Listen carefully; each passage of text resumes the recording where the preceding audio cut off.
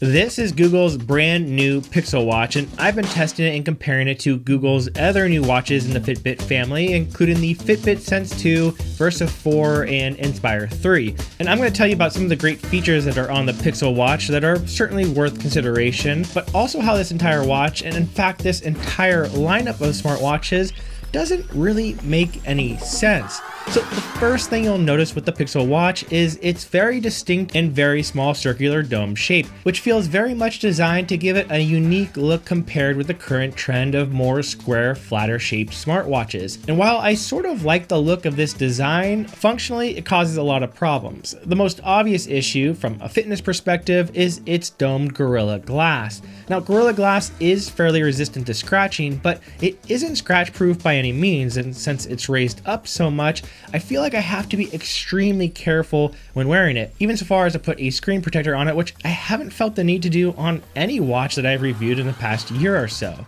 Also, in terms of sleeping, depending on what position I'm in, and I'll admit I can sleep in some strange positions, but I've noticed that this thick dome shape can occasionally feel a bit uncomfortable to wear while in bed. Now, this feeling I get sometimes with some of the bigger watches that I test as well, but usually smaller watches the size of the Pixel Watch, like the Fitbit Sense 2 and Versa 4 for example, are more comfortable to wear at night, but unfortunately that's not the case here. The dome design also lends itself to a fairly large bezel, which is just useless glass space, and while it honestly doesn't look that bad during everyday use, it does make the watch feel even more cramped and smaller, which is especially noticeable when trying to type. And since Google has developed this new type of connection system to take off and on bands with the Pixel Watch, while they may be able to work it into a slightly larger size, I don't see this circular design changing anytime in the near future. This small size also impacts the Pixel Watch's battery life, which, while Google says it can last up to 24 hours, that's really only as long as you have the always-on display turned off, don't use it very much to play music or get directions, and don't utilize the workout or GPS modes on it. Otherwise, in most cases, I think you can expect around an 18 to 20 hour battery life, which means you'll definitely need to charge this every day. And if you want to use the always-on display, which I think should really be the standard for a smartwatch at this point, that battery life will plummet down to around 12 to 16 hours, which means that there'll be some days you're gonna have to charge the Pixel Watch twice.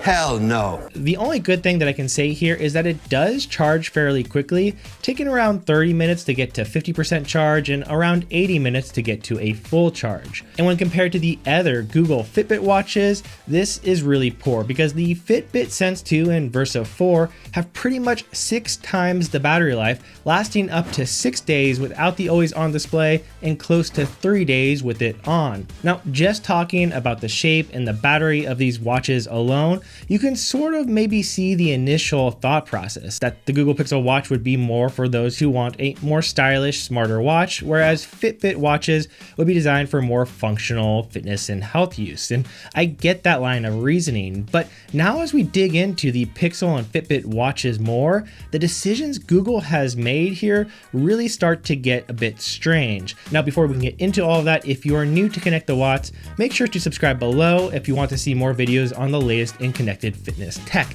And if you are already subscribed, let me know in comments what your current go-to sports or smartwatch is. Okay, so logically, if Google wanted the Pixel Watch to be their smartwatch and the Fitbit to be more of a fitness and health watch, you'd probably want to make the fitness watch have just as accurate or maybe even better fitness tracking capabilities.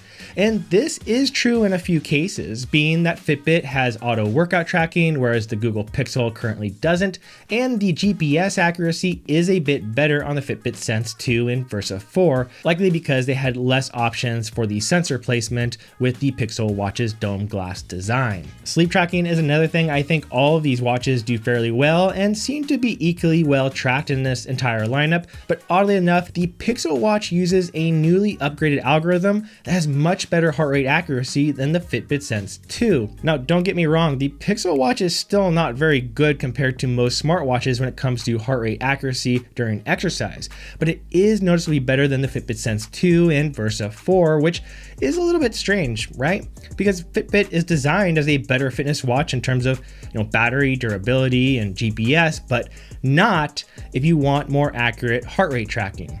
Even more odd is the decision by Google to remove functionality for the new lineup of Fitbit watches. The original Fitbit Sense, for example, had the ability to use Google Assistant, as well as the ability to download third-party apps like Spotify to play music both controlling your phone or downloaded directly onto the watch itself. These features are no longer available on the new Fitbit devices, and I think the line of reasoning was, again, trying to make these watches more distinct and removing anything on Fitbit that didn't really have to do with health and fitness, and keeping those features reserved just for the smarter Pixel watch. But there's a huge problem with this, as some of these smart features, like being able to play or control your music from your watch, are also really important to people who want to have a good fitness experience. So now it feels super strange to have to pick between these watches. Like, if you want a more fitness friendly oriented watch that's durable and has longer battery life and a better GPS, then you choose a Fitbit. Unless you also want more accurate heart rate tracking and the ability to control your music while you work out, then you go with the Google Pixel Watch, but you'll have to deal with a really bad battery life and a design that's more likely to get beat up or scratched while you're working out. So instead of having a clear path of feature upgrades that you would see, for example, with the Apple Watch, with the Apple Watch SE and Series 8 and the Apple Watch Ultra, instead of that, you get this sort of strange mix of pros and cons in addition to the price differences that make it extremely difficult to tell exactly who each watch is designed for. So should you choose the Pixel Watch or the Sense 2 or the Versa 4?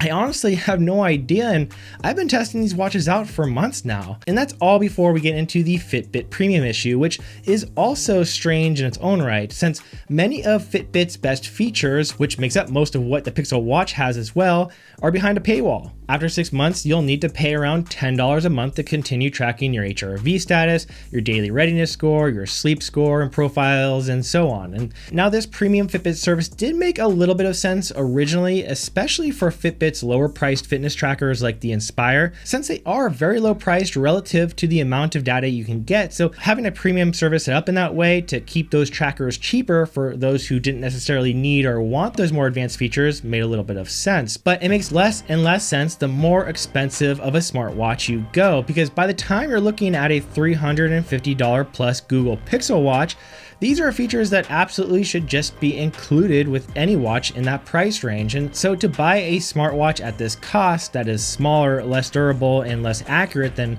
any other watch at that price point, and then on top of that have to pay an additional $10 per month to access the more in-depth fitness and health features. How do you think this has any chance of surviving and working?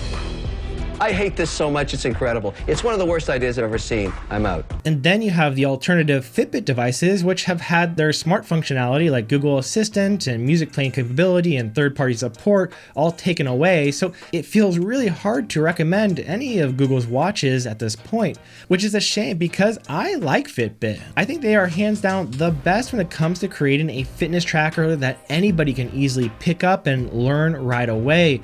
My mom uses Fitbit, my daughter uses Fitbit, well, on the days that she'll wear the watch. And so I get the value that having that well-designed simplicity can have. But this year, I'm not sure I can recommend any of these devices of this generation to anyone because it just seems sort of a mess. The one exception to that being the Fitbit Inspire 3, since that device is under $100 and is a pretty solid value. And again, when it's lower priced like that, I don't think it's as bad to have to pay a little bit extra after 6 months if you want to continue having that premium access. And if you want to see more in-depth reviews on any of these watches, make sure to check them out here. Although, just to be warned that the Fitbit Sense 2 review that I did was filmed before I knew they would not allow any more third-party support. Again, this is Colin with Connect the Watts. Appreciate you being here, and I'll see you next time.